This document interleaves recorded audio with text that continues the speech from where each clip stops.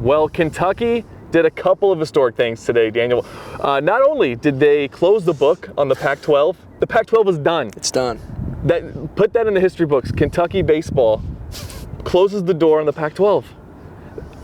Aside from that, I don't think I'm using hyperbole when I say this, because I want people to really understand how big this is. I think it's one of the biggest wins in UK athletics history. Yeah. Across all sports.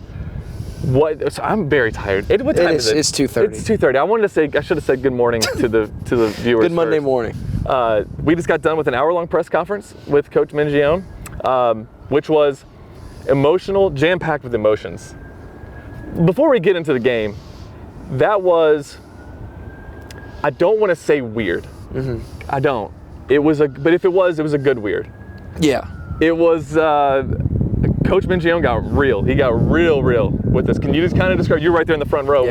What did you see from that? So like we touched on before, there's like a good kind of weird and like a bad kind of weird. Like a bad kind of weird is Cal storming into Auburn. It's like, I told you, whatever. But it was really kind of touching. He brings his family up on stage and he's talking about his faith and just how hard 2022 was for him. And if you go back in time and remember that, there were a lot of Kentucky fans that wanted him gone. Yeah. I remember opening my first ever season preview in 2023 by saying this could be the make or break year for Nick Mingione, and if he didn't succeed, maybe they'd be looking for a replacement. And instead of that, they just did the total opposite. This is crazy. It's one of the craziest turnarounds that I've ever seen. Not only, he, like you said, I don't know how close Mitch Barnhart was to firing him. Here's what I do know. I know we were in that room last year when they beat Indiana. Yeah. And Mitch Barnhart had tears in his eyes. Here's what I think. I think he did not want to fire him. No. But I think he thought after 2022, if they don't have a good 2023, well, you put me in a position where I might have to make a change. Yeah. It goes from that. I went back and looked. Since 2017, he had the great run. They won from 2018 to 2022, 0 postseason games, and now won, 9, I think, in the last 2 seasons. I mean, what other, there might be another program out there that is having somewhat similar success, but it wasn't that Kentucky was Mingione's job was on the line in 2022 and 2023. It's that, not only was his job on the line, but Kentucky baseball has never been to Omaha. He's flipped this all the way around to where, what we experienced today was the players having a hard time putting into words, I'm not going to do any better. What I wish is that for fans who follow this sport, follow Kentucky athletics, I wish they could have felt what we got to feel inside that building tonight. Unbelievable. The crowd is unbelievable. The atmosphere. They set another park record tonight, and I wanted to touch on. I know I did this. It was 2 months ago, I think, or a month ago, right before the SEC tournament. And if you go and look at the winning percentages from 2018 through 2022, I believe UK was 12th or 13th in the conference out of 14. Now from 2023 to 2024, right before the tournament, UK was second, just behind Tennessee, and or LSU, and it was just by 1 game.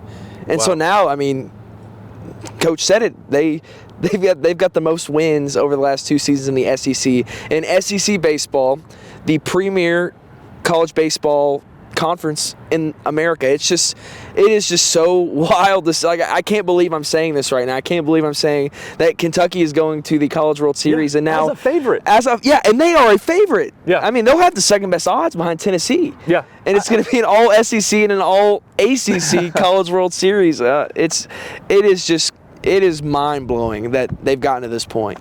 And it's not because of anybody on the team, but this is what I was thinking up until last night. Okay, they're 2 wins away from going to the College World Series, but are they? Because this is all, like we said last night, this is uncharted territory. I did not expect them to do this, and I didn't expect them to even, I was okay, if they get to Omaha. It wasn't until last night, when they won 10-0, yes. I was thinking, that's the first time all year, after all these big wins, sweeping SEC series, that was the first time that I was like, oh, they might actually do this. And I'm more pumped about Kentucky baseball than I have been. How could you not be? Yeah. What they're doing right now. But can we talk a little bit about the game and go into the top of the second, Kentucky with a 2-out rally. Ryan Nicholson, again, coming up big. But then you get in a little trouble. Kentucky, well, actually, playing Mion ball. Talk to me about the squeeze play again. Oh man, I mean they did the same thing last night. The squeeze play, that's probably their favorite play to run. And I sent it to you. We've been wondering what the 6 components of offense were. Yeah, and in that inning, they employed 4 of the 6, and it really could have been 6 of the 6. And they get a guy to third for the second night in a row, Mitch Daly, and they lay down the perfect bunt down first baseline, and he beats it out. And this team just wins in so many ways. And just how fitting is it? They win 3-2. Their third run of the game was scored on. Oh yeah. The Grant Smith swinging strikeout, ball goes to the backstop. He takes first, but Nolan McCarthy, he takes third, but he sees the pitcher's just kind of. First of all, I have no idea what that pitcher was doing. His catcher's at the backstop, and the dude is just looking. And so Nolan just blows right through it, does a big Pete Rose, Charlie Hustle slide, and is safe. And that's how you go to the College World Series, is base running, a strikeout, and a base running, and oh my God. And that's what he touched on in there. It's just like, he didn't even think about it. He's like, yeah, I mean, that's the identity of this team. And now I'm so glad Tennessee fans cannot say 0 College World Series. Louisville fans cannot say 0 College World Series. Arkansas fans cannot say 0 College World Series. But we can still say Tennessee has 0 Final Four appearances. They still have 0 Final Four appearances, which is crazy. Florida Atlantic has gone to a Final Four. I know Final Fours are hard, but there's been so many schools who have done it. Loyola Chicago, this goes on and on and on. So. But let's go to, was it the 4th inning, bottom of the 4th, fly ball goes out to short left. Oh, man. And a guy who has been kind of a guy, who's making how many putouts all year? I mean, he's made 3 errors all year before this. 3 errors. I mean, the only thing I could say for that is that the ball maybe got lost in the pitch black sky. Yeah. It wouldn't have been pitch black if they started this game at 6. At that point. He started going back, and I kind of thought, I'm going to camp under a little bit more because the ball kept drifting. Yeah. And I kind of thought maybe the center fielder will come in and get it. And the next thing runners are first and second, nobody out. They had the bases loaded again. Mm-hmm. Somehow Kentucky's been able to avoid these jams. Not in this situation. They got to give up 2 runs without Oregon State even registering a single hit. But like you said, they get the lead right back on a hustle play. And then let's just go ahead and skip to the 9th. That play at third base. I don't even know if the crowd fully understood how tough of a play that was, because I thought he got the stop, and I'm thinking, okay, good, you held him to. Yes, I did too. But he's going to get first, and he comes up throwing, and I'm like, he's going to beat him.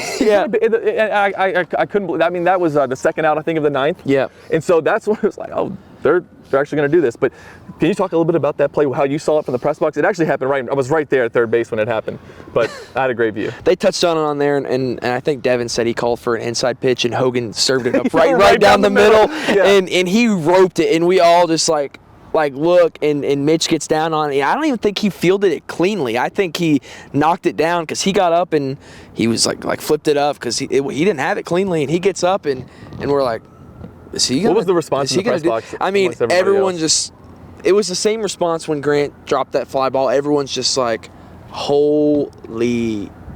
Yeah. Fill in the blank. And everyone's like, oh my. And then Bazana comes, or they walk the 9-hitter, which is like, dude, bringing up the guy.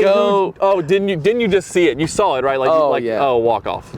Yes, that's what I told the guy to my right. I'm like, we're gonna go from everyone standing up here at KPP with 2 outs, first ever College World Series appearance, to an Oregon State walk off because they're the home team, because the NCAA has some weird rules, and then we'd have to come out tomorrow and go through all of this again, but. Oh, it would have been deflating. Oh my gosh! And he got it. He actually got a good piece of that one. Yeah. And luckily, they got the ball in quick. Held the game tying run at third base. Because I was nervous, and I was thinking, man, if he hits one out of the park here, like what? I was counting outs starting this morning. I mean, I woke up and I was like 27 outs. Here we go. And then so you're counting outs. You get to like the 8th inning. You're like, man, they're like 6 outs away, and to be 1 out, it would have been devastating. Here's what's awesome. We're not doing that. We're not talking about that. So I mean, getting out of that jam. I think they throw 3 pitchers in the 9th inning. Yeah, Hogan, Hagenow, and Hummel. Which Johnny Hummel, I'm so happy for that guy, because he was lights out for most of the season. Like, he became a fan favorite with his Cars walkout song, which is, I think, the best one. And then he really kind of struggled. You know, that South Carolina game, he gave up those 3 bombs that gave them the win, and he got the save against Tennessee, but then he comes back out, and I think it was Arkansas maybe roughed him up a bit, but he didn't even pitch in the regional last week. And to come out here, he pitched one guy and struck him out on 3 pitches.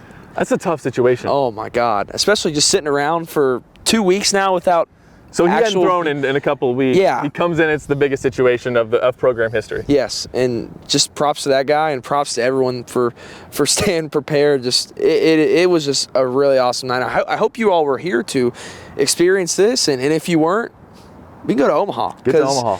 It is going to be wild.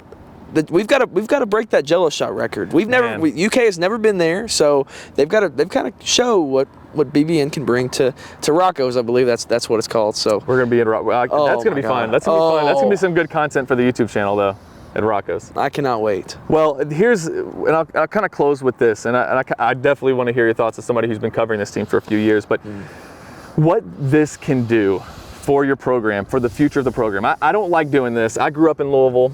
Got a lot of Louisville friends. You know, I don't like giving them props, but they went to their very first College World Series, I believe, in 2007.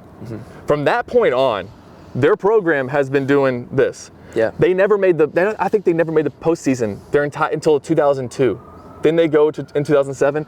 Since then, they've been I think they've been to the College World Series 5 times. They've won a conference championship 10 times. They've hosted many regionals. They probably should have been back in the College World Series in 2022. This is what I'm looking at as a blueprint for what Kentucky can do. Yeah. Louisville fans, if you're not in Louisville, you'll know they jump on bandwagons of their teams. They love doing that, you know, when their team.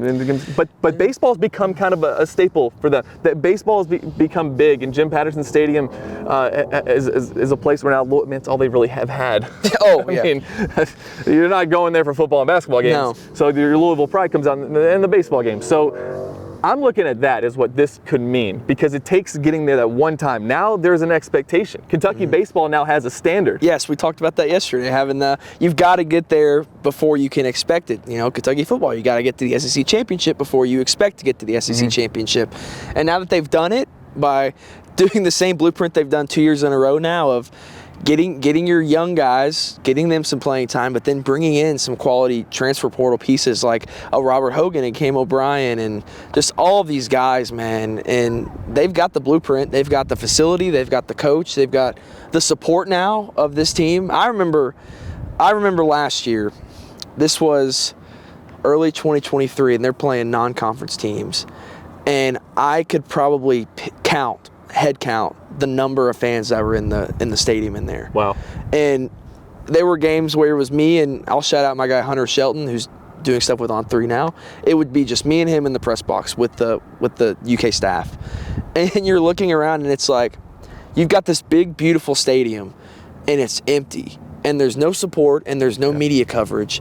And to flash forward 2 years now, and we're sitting here in a packed interview room, and there's not a single seat empty, and standing room only in there, and then in the crowd there's 7,500 people here. Breaks another record, which I still think there was probably 8,000 people here. There's no way it was only 7,500. That's what I'm thinking, man. I know the park only holds whatever it holds, but I don't know. Okay, talk to me real fast about what you were seeing earlier today, this afternoon. I mean, you said there were people tailgating. How early did you see people? So I got here at around 4:30. We hung out a bit, and there were people here I drove by on my way home, and there were people here at 2 o'clock, 1 o'clock, and people were out here getting ready to get their seats in, and they opened those gates at 90 minutes before, and we were standing there. I was getting footage of it, and boom, just rushing, and gosh. It's kind of sentimental to see that. You know, it's like they always say, if you build it, they'll come. One of my favorite movies, Field of Dreams. Yeah. And Nick and Mitch and all the coaches and everyone in the program have built it. Yeah. And the people have come, and they're getting high-quality transfers. They got another one today. 2 guys now that are projected to be top 3 round picks in the draft, so I don't know if they'll come, but you're getting these guys now, and people want to be a part of this program. And just to see the growth of it, even in this short time, since the 2022 SEC tournament, I think that was the turning point. Just since then, it has been really, really insane to see. And here's where, like, this is where it can stick now. Like, there were people here with their kids until past midnight.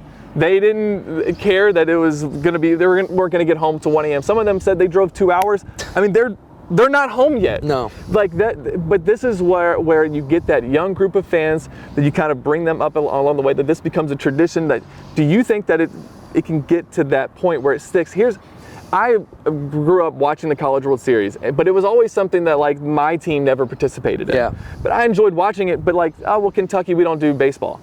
Well, now we do baseball, and we do it pretty well. So, I mean, like, do you think this is, like, getting there, having fans at minimum see Kentucky play a couple games in the College World Series and on the sport's biggest stage?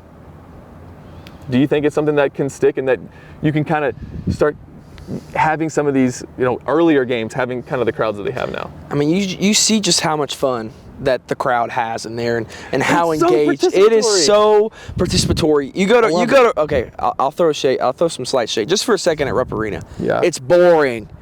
Sorry. I mean, hopefully that changes this year, but it's boring to go to a game. They play the same 4 songs and you get a halftime show every once in a while. But here, I mean, you've got sharks running around and just so much stuff. Crowd participation with the songs, and the fans caught on quick. Like, yes. New fans, old fans. I mean, the whole place was doing. It was like, I love it. One body, one voice. Everybody's participating, and that's more fun. You enjoy events when you come in and you participate. So if you go to Omaha, like, that's gonna be expectation. Like, you got to participate. I agree with you, and I kind of thought that too. I noticed that people were standing for whole innings that are lasting 35, 40 minutes, and they're standing the whole time. Mm-hmm. So we know it is possible to do. But this was the biggest game. I mean, it's kind of hard because it was Kentucky. We're gonna get excited for Illinois State but then this is compared to like the biggest game in the sports history for Kentucky. So. But I agree with you. I love Kentucky fans. They bring it here and there, over there at Commonwealth. Yeah. But this was awesome. What is it? Almost 3:00. Yes. 2:41 in the morning. I don't know when you guys are going to see this, but we're exhausted. We have a trip to plan now. We'll be there. We will be there. So Daniel, I'm terrible at closing these. You want to give it a shot? I'm too tired to even think about how to wrap this up. Yeah. It's been a great NCAA tournament. The Cats are, what are they now? 5-0. They're undefeated. They're 5-0 in the NCAA tournament, mm-hmm. And we've got a whole week before NCAA or the College World Series starts. I believe it starts on the 14th, so that's Saturday. So I'm sure we'll have coverage just pumping out nonstop, and we'll have probably 2 or 3 editions of the Bat Cat Beat. We'll have some Steven and I vlogs on the road and some chronicles in Omaha. Is it 11 hours or is it longer than that? Yeah. Well, I think it's like 11 and change. So about half the day, I think. Yeah. It's all right. I've never been on that side of the country, so I'm so excited. And my favorite Bruce Springsteen album is Nebraska. Oh yeah. So I'll get to check that out. The Boss. We'll listen to a little Boss on the way down there. But sounds good. Yeah. Thank you all for watching, and you'll see a lot of us this week. Go Cats.